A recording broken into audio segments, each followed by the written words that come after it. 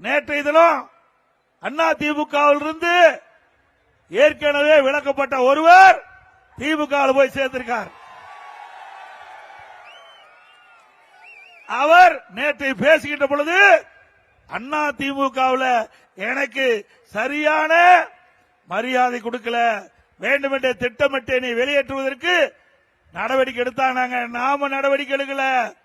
அப்ப பெரும்பான்மை நிரூபிக்கின்ற பொழுது மாண்புமிகு புரட்சித் தலைவி அம்மா அவர்கள் ஊர் ஊரா சென்று ரத்தத்தை வீரவியா செஞ்சு மக்களை சந்தித்து கழக நிர்வாகிகள் தொண்டர்கள் கூட்டணியோடு வெற்றி பெற்று ஆட்சி அமைத்த அந்த ஆட்சியை கவிழ்ப்பதற்கு நேற்று இதெல்லாம் விலகி போனார்ல, அவர் பெரும்பான்மை எதிர்த்து ஓட்டளித்தவர்.